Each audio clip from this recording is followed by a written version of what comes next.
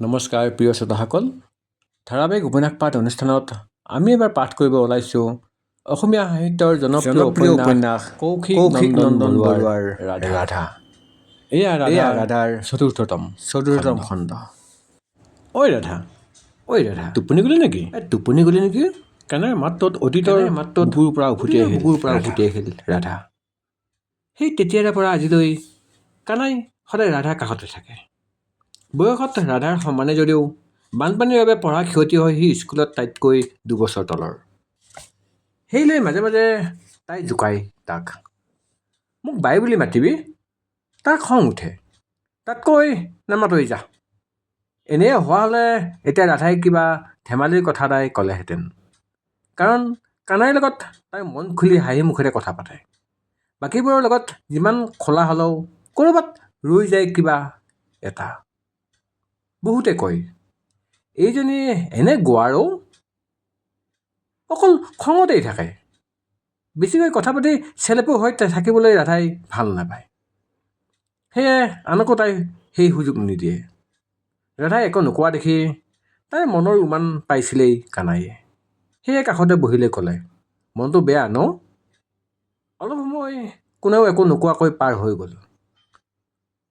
মাত্ৰ এচাটি পাতলীয়া বতাহ, পথাৰত গৰুৰ 2-এটা হেম্বেলনি। ৰাধাই লাহে লাহে ক'লে, খুৰা আগতকৈ বেছি সলনি হৈছে।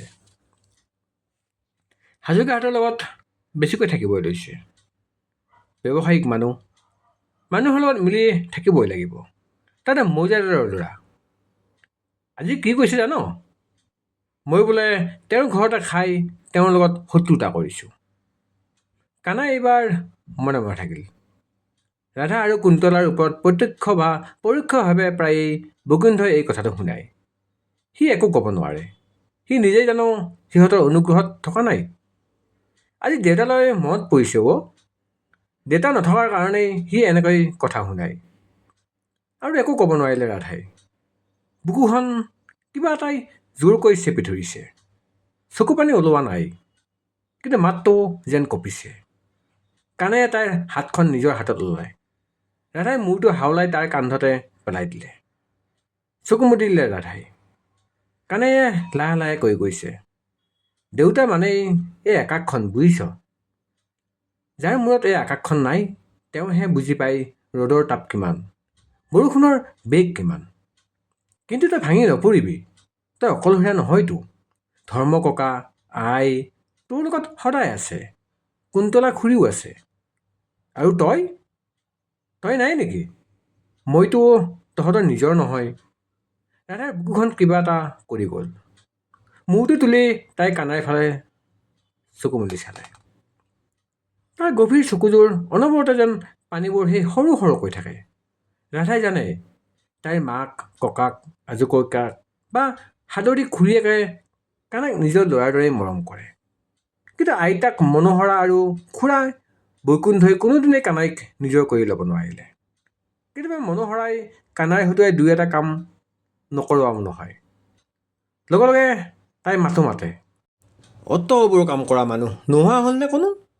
কানাইক যে কামত লগাব লগা হ'ল।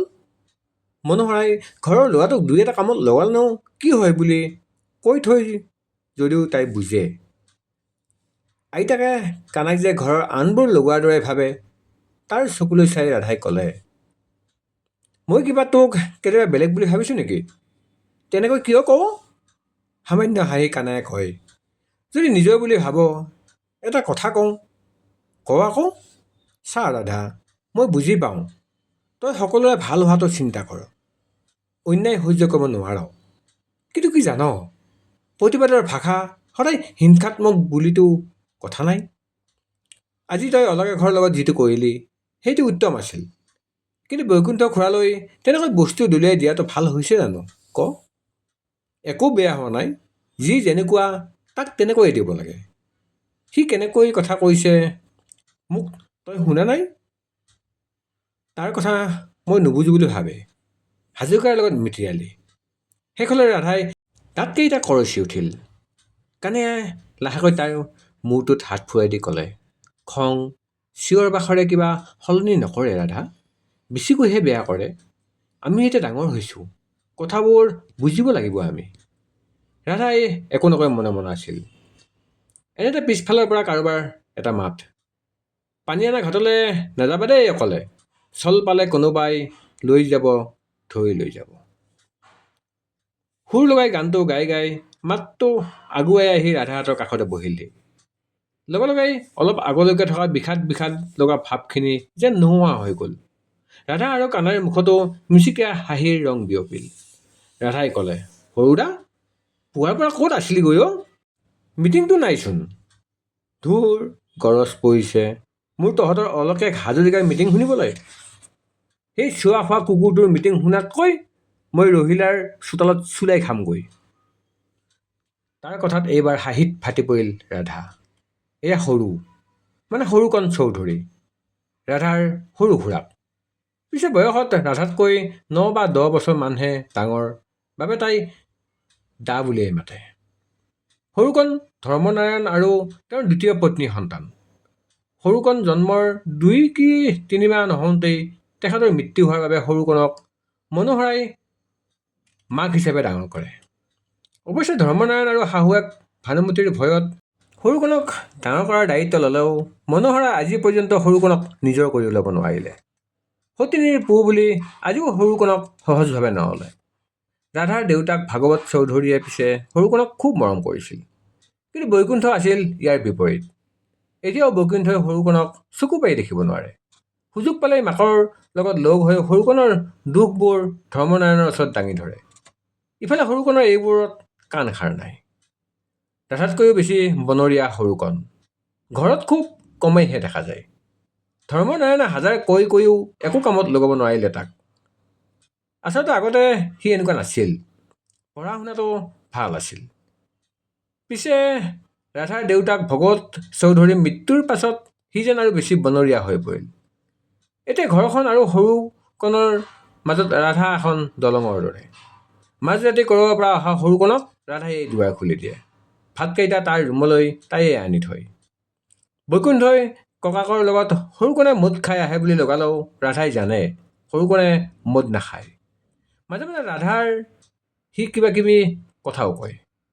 শ্ৰেণীবিহীন এখন সমাজৰ কথা বুজায়। কেতিয়াবা ৰাষ্ট্ৰই অসমৰ লগত কৰা অন্যায়ৰ কথা বুজায়। চৰকাৰে অসমৰ পৰা শুহিনীয়া সম্পদৰ কথা কয় আৰু কয় স্বাধীনতাৰ কথা।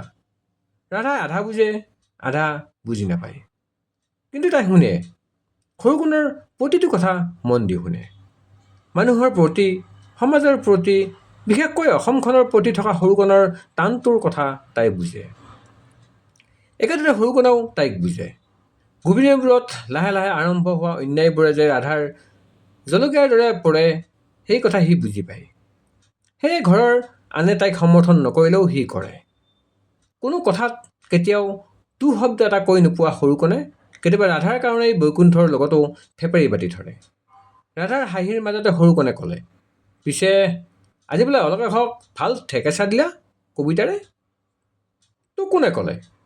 আৰে চবতে শুনি আছো, খুব ভাল কৰিলি। উহ, বেটা লাট চাহাবৰ কি ভাষণ! ইয়াক মই কোনোবা এনা বধিম, চাই থাক। এনেতে কানায়ে ক'লে, অকল অলকেশ নহয়, আজি আমাৰ মহাৰাণীয়ে বৈকুণ্ঠ খুৰাকো।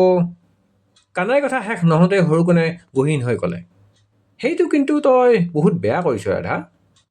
নহয় মানে সৰুদা, ৰাধাক ক'বলৈ দি একে সুৰতে সৰুকণে আকৌ ক'লে, মাৰিছ যেতিয়া ঘটিটো মূৰত পৰাকৈ মাৰিব লাগিছিল, কিয় লগাব নোৱাৰিলি মূৰত? ৰাধাই এইবাৰ পেটত ধৰি হাঁহি হাঁহি বাগৰি পৰিল। ইফালে কানাইৰ অৱস্থা কাহিল। কেনেকুৱা খুৰাক বাৰু এইটো?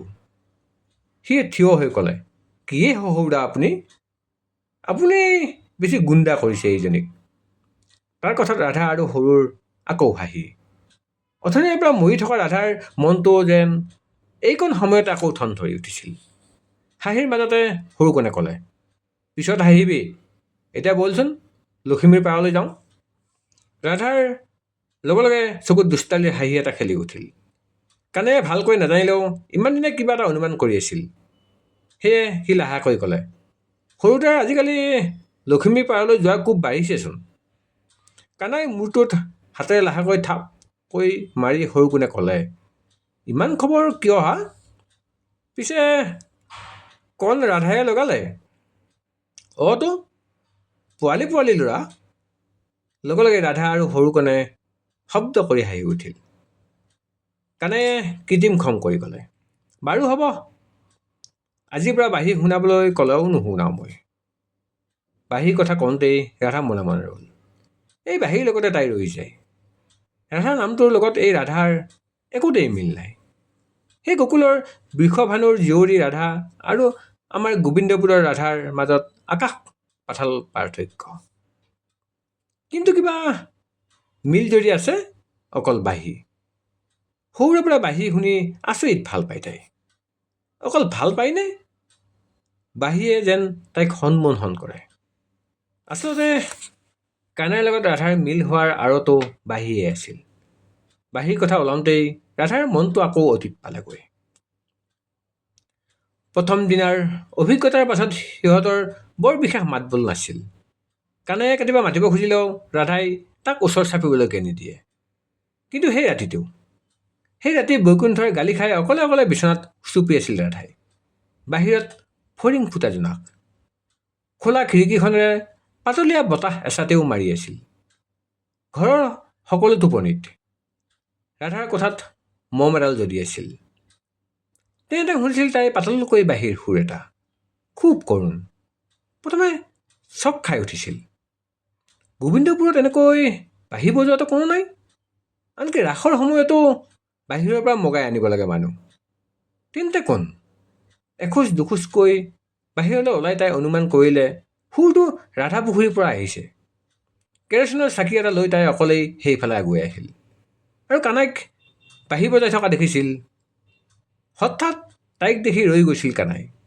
কিবা এক অপৰাধবোধত তলমূৰ কৰি ৰৈছিল সি কৈছিল, মানে টোপনি অহা নাছিল, সেইকাৰণে। তই বাঁহী বজাব জান? সৰুৰে পৰাই পিতায়ে শিকাইছিল। বাঁহীটো বজালে পিতাই লগতে থকা যেন লাগে। মন্ত্ৰমুগ্ধ হৈ ৰাধা বহি পৰিছিল কানাইৰ কাষতে। চাকিটো মাটিত থৈ কানাইক ক'লে, তোৰ দেউতাহঁতলৈ খুব মনত পৰে সদায়। মই যে তোক কেতিয়াবা গালি দিওঁ, তোৰ বেয়া লাগে ন? নেলাগে? কিয়? নিজেও বুলি ভাবিলেহে গালি দিব পাৰি। তোৰ গালিবোৰো মোৰ ভাল লাগে ৰাধা। ৰাধাৰ চকুযোৰ ভৰি পৰিছিল পানীৰে। অলপ সময় চাই ৰৈছিল দুয়োৰে চকুলৈ। পুখুৰীৰ পাৰৰ বতাহ এজাক লাহে লাহে তীব্ৰ হৈছিল। এটা চেঁচা চেঁচা ভাৱ বিয়পি আহিছিল। ৰাধাচূড়া ফুলাৰ সময় আছিল সেয়া। এপাহ ৰাধাচূড়া ৰাধাৰ কোলাত সৰিছিল। লাহেকৈ কানাইৰ কান্ধত মূৰটো থৈ ৰাধাই কৈছিল, ধুনীয়া সুৰ এটা বজাচোন। চকু দুটা মুদি কানাইয়ে বজাই গৈছিল জয়ন্ত হাজৰিকাৰ বিশেষ গানটোৰ সুৰ, তোমাৰ মৰমে মোৰ দেহত তুলিলে ঢৌ। লাহে লাহে চকু জাপ খাইছিল ৰাধাৰ। এপাকত বতাহ ছাতিয়ে নুমুৱাই দিছিল কেৰাচিনৰ চাকিটো। ৰাজাপুখুৰীয়ে সেই ৰাতি কাহানি নিলিখা কবিতা এটা লিখিছিল। বহু সময় তেনেকৈয়ে বহি ৰৈছিল ৰাধা আৰু কানাই। লগত ৰাধাচূড়াৰ দুই এটা সৰি অহা পাহি, এচাতি বতাহ। আকাশৰ জোনটোৱে যেন সেইদিনা কানাইৰ বাঁহীৰ সুৰত পুখুৰীৰ পানীৰ মাজত দুলি আছিল। কানাইয়ে বাঁহীত বজাই গৈছিল, কেনেকৈ যে কি হৈ গ'ল, কলিতি কুসুমে ৰ'ল। ধেৎ এইটো, অকণমান ধেমালি কৰোঁতেই সি বাঁহী নবজোৱা হ'ল। সৰুকণৰ মাতত পুৰণি দিনৰ পৰা উভতি আহিল ৰাধা। কানাইৰ অভিমানত ফুলি উঠা গালখনত চিকুট এটা মাৰি দিলে তাই। এইখনতো চিকুট, নহ'লে বিয়া নহ'ব মোৰ। ৰাধাই হাঁহি হাঁহি কানাইৰ সিখন গালতো চিকুটি দিলে। এই সৰল মনৰ কানাইটো সদায় এনেকৈয়ে থাকক। তাৰ হাঁহিটো চাই চায়েই যে তাই গোটেই পৃথিৱীৰ লগত যুঁজিব পাৰিব। বল সৰুদা, ঐ কানাই, কোনোবাই সুধিলে আমি লখিমী পাৰলৈ গৈছোঁ বুলি নকবি, কবি এনেই ওলাই গৈছে এপাক। কথাটো কৈ ৰাধা নৰলেই। সৰুকণকো টানি নি লৰ মাৰিলে। তাইৰ কামবোৰেই এনেকুৱা। সিহঁত যোৱাৰ ফালে চাই লাহে লাহে স্নেহালয়লৈ খোজ ল'লে কানাইয়ে। ৱাহ ৱাহ ৱাহ, আমাৰ প্ৰফেচৰণী বাইদেউ সময়ে নাই পঢ়া শুনাৰ। হঠাৎ কাৰোবাৰ মাত শুনি ৰাধাখন জপাই থলে সন্ধ্যাই। কোনোবাই ভিডিঅ' কল কৰিছে, তাৰ পৰাই আহিছে মাতটো। কিতাপখন জপাই উঠি আহি দেখে অনুৰণৰ ফোনত অভিমন্যুৰ ভিডিঅ' কল। সন্ধ্যা আহি তাৰ কাষতে বহিল আৰু ফোনটো ল'লে।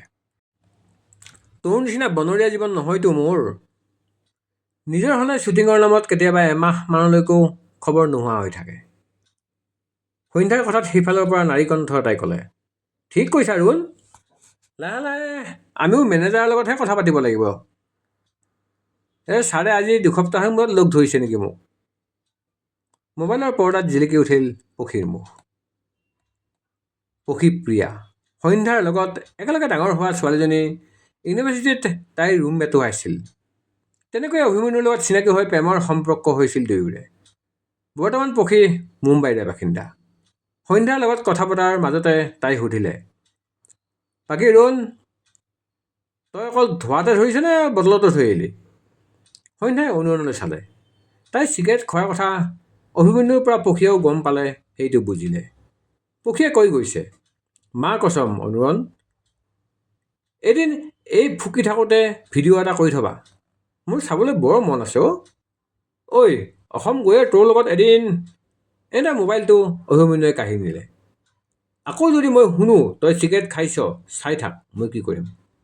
সন্ধ্যাই ওলোটাই ক'লে, এনে নোখোৱাটোৱে কৈছে, কম, 1000 বাৰ কম, তোক সেইটো ৰূপত চাব নোৱাৰোঁ, নাচাওঁ। অলপ সময় কোনেও একো কোৱা নাই।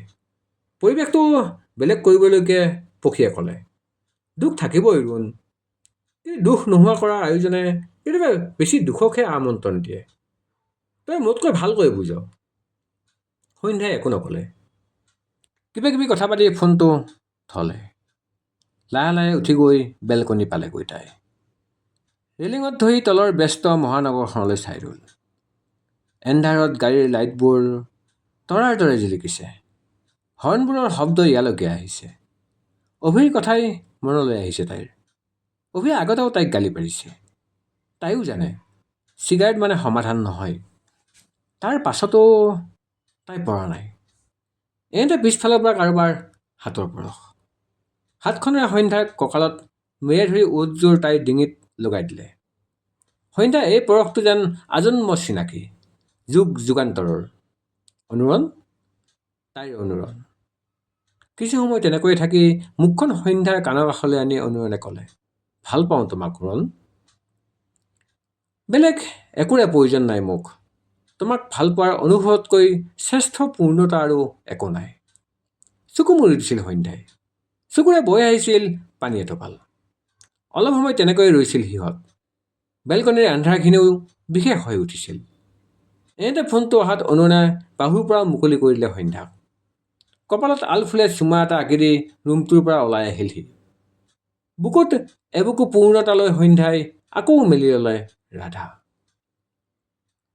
লখিমী নৈ, অকল নামত নহয়, কামতো লখিমী এইখন নৈ। নগৰৰ পৰা অহা বাটটো আৰু গোবিন্দপুৰক দুভাগ কৰিছে লখিমীয়ে। আনফালে আকৌ বৈ গৈ আনটো দিশেৰে গোবিন্দপুৰৰ শেষ সীমাটো লখিমী ওলাইছেগৈ। বিহংগম দৃষ্টিৰে চাবলৈ গ'লে গোবিন্দপুৰক সাপ এৰালৰ দৰে মেৰিয়াই ৰাখিছে লখিমীয়ে। গোবিন্দপুৰৰ বহু লখিমীক কেন্দ্ৰ কৰিয়েই জীয়াই আছে। লখিমীত মাছ মাৰি পৰিয়াল পোহপাল দিয়ে, নামেৰে লখিমী পাৰ কৰি নগৰলৈ যোৱা বাটলৈকে আগবঢ়াই দি বহুকেইজনে নিজৰ জীৱিকা চলাইছে। গোবিন্দপুৰৰ ভিন্নৰসী ইতিহাসৰ সাক্ষী লখিমী। কোনোবা 6 বছৰীয়া আন্দোলনত এই লখিমীয়ে নিশ্চুপ হৈ পিৰি থৈছিল আপোন মানুহৰ কেঁচা তেজ।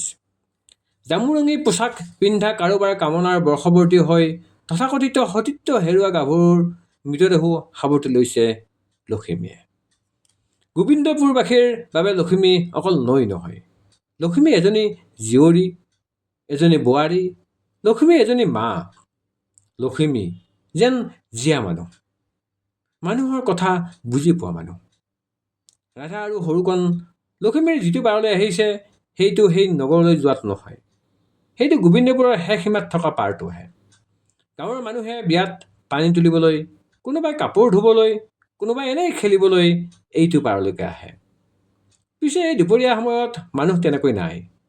লখিমীৰ পাৰত ওখ ওখ বহু গছ, কৃষ্ণচূড়া, আহঁত, বট, সোণাৰু, এজাৰ, শিমলু আদি নানা ওখ ওখ গছেৰে ভৰি আছে লখিমীৰ পাৰ। তাতে আহঁত এজোপাৰ ওচৰ পাই সৰুকণ আৰু ৰাধা ৰৈ গ'ল। আহঁতজোপা আঁৰ লৈ কোনোবা থকাৰ উমান পাইছে সিহঁতে। ৰাধাই মুখত আঙুলি দি সৰুকণক মনে মনে থাকিবলৈ ইংগিত দিলে। তাৰ পাছত আহঁতৰ আঁৰত থকা গৰাকীক হা বুলি চিঞৰি ভয় খুৱাই দিলে। বেছি ছোৱালীজনী একেবাৰে বহাৰ পৰা থিয় হ'ল। এইকণ কলিজালৈ চৌধুৰী বংশৰ বোৱাৰী কেনেকৈ হবাহে চুপতি বাইদেউ? ৰাধাৰ কথাত ৰঙা পৰি উঠিল চুপহীৰ গাখীৰ যেন গাল দুখন। সৰুকণেও হাঁহিৰে তলমূৰ কৰিলে। সৰুকণৰ পেয়সী চুপহী। কথাটো ৰাধাৰ বাহিৰে আন কোনেও নাজানে। কেইটামান টিউশ্যন গোটাই লৈছে। হায়াৰ ছেকেণ্ডাৰী পাছ কৰাৰ পাছতে নগৰৰ কলেজত এডমিশ্যন পাইছিল চুপহীয়ে। এইবাৰ BA ছেকেণ্ড ইয়াৰ। দেউতাকৰ হাজিৰা আৰু তাইৰ টিউশ্যনে ঘৰখনৰ যোৰা টাপলি মাৰিব নোৱাৰে। সেই কথা সৰুকণে বুজি পাই বাবেই নিজৰ পৰা যেনেকৈ পাৰে তাইক সহায় কৰে। আজিও সেইকাৰণে আহিছিল। কিন্তু ৰাধাৰ সন্মুখত চুপহীয়ে এইবোৰ নলয় বুলি জানে বাবে তাইক অলপ আঁতৰিবলৈ ইংগিত দিলে। ৰাধাই মই আহি আছোঁ দেই বুলি আঁতৰি আহিল। তাইক নানিও উপায় নাই। এবাৰ চুপহী আৰু সৰুকণ এনেকৈ লখিমীপাৰত বহি থাকোঁতে গাঁৱৰ হেমেন দোকানীয়ে দেখিছিলেই। পিছে ভাগ্য ভাল, পিছফালৰ পৰা ৰাধা ওলাইছিলহি। তাই আহিয়েই তাইও লগত আছোঁ বুলি কোৱাত যেনিবা কথাটো সিমান বহলি নগ'ল। তেতিয়াৰ পৰা সৰু আৰু চুপহী লগ হ'লেও ৰাধা আহে। ৰাধা আঁতৰি যোৱাত সিহঁতে আহঁতৰ তলতে বহিল। সৰুকণে প্ৰথমে মাত দিলে, পঢ়া শুনাবোৰ চলি আছেনে ঠিকেই? আছে, এইকেইটা ৰাস। সি আগুৱাই দিয়া খামটো হাতত লওঁ নলওঁকৈ লৈ চুপহীয়ে ক'লে, এনেকৈ প্ৰতিবাৰে আপোনাৰ পৰা লোৱাটো ভাল হৈছে জানো? তইনো কাৰ? মোৰে নহয় জানো? মনে মনে ৰ'ল চুপহী। হাতটোৰে চাদৰৰ আঁচলটো খামুচি ধৰিলে। ভৰিৰ আঙুলিৰে মাটি খুচৰিবই লাগিল। অলপ ৰৈ তাই ক'লে, শুনিছোঁ আজিকালি বেছিয়েই ঘৰৰ পৰা আঁতৰি থাকে। এনেকৈ অনাই বনাই ফুৰাতকৈ চাকৰি এটাকে নিবিচাৰেনো কিয়? সহায়ৰ দৰে কৰি সৰুকণে ক'লে, চাকৰি বিচাৰিলেই পোৱা হ'লে ভালেই আছিল। এতিয়া টকা নিদিলে উশাহ ল'ব নোৱাৰা নিচিনা অৱস্থা দেশত। শুনিছোঁ, কিন্তু গাঁওবুঢ়াৰ দেউতাইনো টকা অলপ নিদিবনে? এইবাৰ সৰুকণৰ মাতটো কিছু ডাঙৰ হ'ল। কাম নাই আৰু মোৰ। সেই মখাক টকা দি চাকৰি লোৱাতকৈ মই সেই টকাৰে ট্ৰেক্টৰ কিনি খেতি কৰিম। সেয়া কথা এটা ক'লেই ধমকি মাৰি আহে। চুপহীৰ সজল চকুযোৰলৈ চাই গালখনতে হাতেৰে চুই সৰুকণে ক'লে, তই চিন্তা নকৰিবি, ভালকৈ পঢ়চোন। তোক আনি লৈ মই লগনত নাৰাখোঁ। গাঁওবুঢ়াৰ ৰাজঘৰত নাথাকিলেও সৰুকৈ জুপুৰি এটা বনাই তাতে থাকিম দে। পিছফালে পুখুৰী এটা খান্দি হাঁহ মাছ পুহিম। আগফালে নয়নতৰা আৰু খৰিকাজাই পুলি লগাই ফুলনি এখন সাজিম। থাকিব পাৰিবিনে তেনেকৈ? চুপহীয়ে লাজ লাজকৈ কয়, আপুনি লগত থাকিলে কিয়নো নোৱাৰিম। কেতিয়াবা মই নাথাকিলেও থাকিব লাগিব চুপহী। কেতিয়াবা মই ক'ৰবালৈ গুচি গ'লেও। পিছৰখিনি শেষ কৰিবলৈ নাপাওঁতেই চুপহীয়ে সৰুকণৰ মুখত হাতখন দি ক'লে, এইবোৰ অমংগলীয়া কথা নক'বচোন। সৰুকণে তাইৰ হাতখন তাৰ হাতৰ মাজলৈ আনি ল'লে আৰু চুপহীৰ চকুযোৰলৈ চাই থাকিল। সিহঁতে একেলগে দেখা সপোনটো তোৰ হ'বনে সঁচাই? তেন্তে সি অকলে দেখা সপোনটোৰ কি হ'ব? চাৰিওফালৰ অন্যায়বোৰত যে সি উদিত সূৰজ এটাৰ দৰে সপোন দেখে মাজে মাজে। উদয় হ'বলৈ লোৱা সূৰ্য এটা ৰঙা পাতেৰে গুচি যোৱাৰ সপোন দেখে মাজে মাজে। সেয়া কি হ'ব? বোলো উশাহ অনিৰুদ্ধ প্ৰেম কৰি হ'ল যদি যাওঁ নেকি? এই চিত্ৰলেখাৰ আমনি লাগিছেগৈ। ইফালে গৰু লৰাবলৈ গাঁৱৰ দুই এটা পায়হিহে লাগে। ৰাধাৰ মাতত সপোনৰ পৰা একেগোপে উভতি আহিল সৰুকণ আৰু চুপহী। লাজতে একো নকৈ চুপহী যাবলৈ ওলাওঁতেই ৰাধাই ক'লে, ৰ'বা, ময়ো তোমাৰ সৈতে যাম। হেমেন খুৰাৰ দোকানত এপাক সোমাম। সৰুকণক তাতে এৰি ৰাধা আৰু চুপহী হেমেনৰ দোকানলৈ আগবাঢ়িল। আগতেই কৈছোঁ, হেমেনৰ দোকান মানেই গাঁৱৰ সকলো খবৰৰ কেন্দ্ৰ। দোকান মানেনো কি আৰু সৰুকৈ বাঁহৰ কোঠা এটা। তাতে বস্তুবোৰ কেনেকৈ ঠাহি ঠাহি ভৰাইছে সেয়া অকল হেমেন দোকানীহে জানে। দোকানৰ সন্মুখত বাঁহ এডাল দি দোকান বন্ধ কৰা দুৱাৰৰ দৰে ঢাকোনখন ঢকা দি থৈছে। সন্ধিয়া সময়ত তাত কেতিয়াবা হাৰিকেন, কেতিয়াবা ৰেডিঅ' এটাও ওলমি থাকে। দোকানখনৰ সন্মুখত পেপচি, কোকা-কোলাৰ আইনাৰ বটলবোৰ ভাগে ভাগে থোৱা আছে, ৰঙা নীলা বাকচৰ দৰে কিবা এটাত। তাৰ কাষতে দোকানৰ এফলীয়াকৈ ডেকা চাং এখন। অৱশ্যে নামতে ডেকা চাং, তাতে পিছে ডেকা বুঢ়া সকলো বহে। ৰাধাহঁতৰ দলটো মাজে মাজে তাত ৰৈগৈ। আজি পিছে হেমেনৰ দোকানৰ আড্ডাৰ ৰস ভৰি আছে, কাৰণ দোকানত জবা, কুসুম, তেল আনিবলৈ গৈ আড্ডাত ভাগ লৈ আছে প্ৰেমলতাই। পাহাৰে ভৈয়ামে ঐ প্ৰেমলতা, বিচাৰি আছিলো ঐ প্ৰেমলতা, তোমাৰ মান শুৱনি নায়েই প্ৰেমলতা।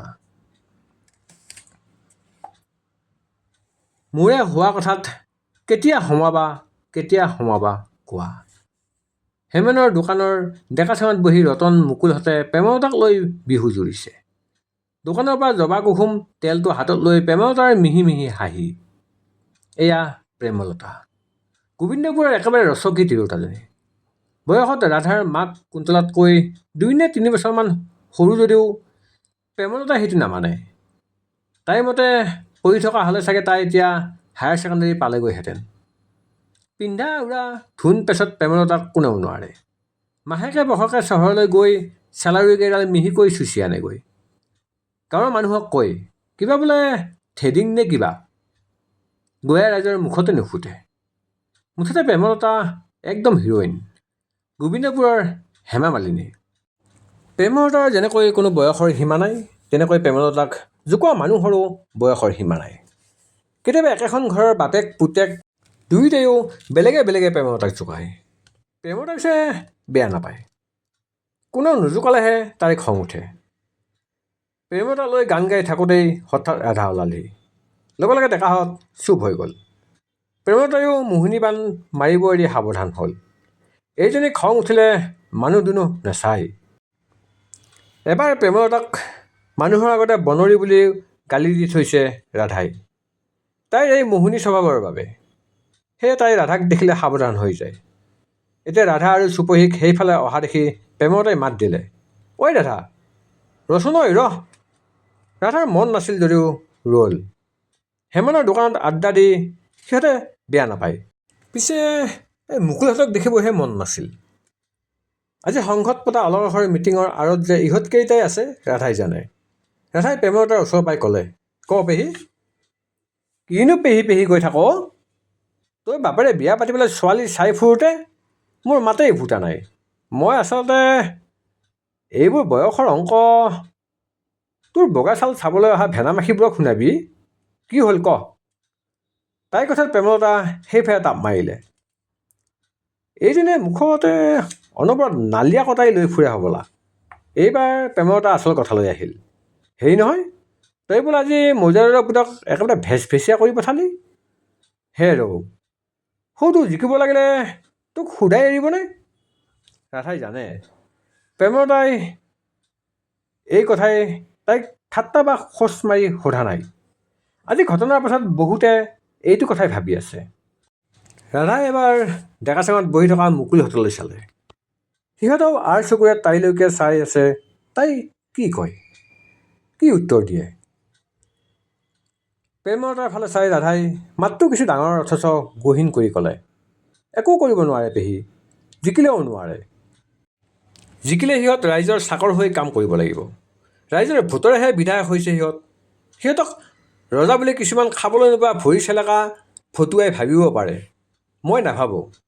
নিজৰ সাহস আৰু শক্তিত চলা মানুহে এইবোৰলৈ ভয় নকৰে। প্ৰেমলতাৰ চকু ডাঙৰ হৈ গ'ল। এইকণ ছোৱালী, এতিয়াই তাইৰ এই কথা। ডাঙৰ হ'লে যে কি ৰূপ ল'ব ঈশ্বৰেহে জানে। অৱশ্যে হ'বও। ভানুমতীৰ আজু-নাতি ধৰ্মনাৰায়ণৰ নাতিৰ এনে তেজ হোৱাটো একো ডাঙৰ কথা নহয়। ৰাধা যাবলৈ ওলাইছিল, পিছে তাইৰ কথা সহ্য কৰিব নোৱাৰি মুকুল আগুৱাই আহিল। মুখখন লাহে লাহে বেছি বাঢ়ি আহিছে তোৰ ৰাধা। ছোৱালী মানুহ, ছোৱালীৰ নিচিনাকৈ থাকিবি, মতা হ'বলৈ নাযাবি। তহঁত মতাবোৰ গছৰ পৰা সৰি পৰা নে নৈত উঠি অহা? মাইকীৰ পেটৰ পৰা জন্ম হোৱা কেইটাৰ আকৌ মতা মাইকীৰ হিচাপ। ৰাধাৰ সুৰত প্ৰেমলতাই গম পালে কিবা এটা হ'ব এতিয়া। তাই লাহে লাহে সেই ঠাই এৰি ঘৰৰ ফালে খোজ ল'লে। এইফালে ৰাধাৰ উত্তৰত মুকুলে চিঞৰি উঠিল, ঐ বৈকুণ্ঠৰা ভতিজাক বুলিহে মই একো কৰা নাই, নহ'লে এইবাৰ ৰাধা আগুৱাই আহিল। চিঞৰ মাৰি সুধিলে, নহ'লে কি কৰিলেহেঁতেন? ক কি কৰিলেহেঁতেন? লক্ষ্মীৰ পাৰলৈ চোচৰাই আনি কামুৰি বখলিয়াই পেলালেহেঁতেন। এনেও বুকুখন বৰ ওফন্দি থাকে তোৰ আজিকালি। কথাটো কৈ মুকুলে হাতটোৰে পেণ্টৰ ওপৰতে তাৰ তলপেটৰ তলৰ বিশেষ অংশটো মোহাৰি দিলে। তাৰপাছত হাঁহি হাঁহি ৰাধাৰ ওচৰৰ পৰা আঁতৰি ডেকা চাঙলৈ গুচি গ'ল। অথনিৰে পৰা সিহঁতৰ কথা শুনি থকা ৰতনহঁতৰ লগত কথাত মজগুল হ'ল।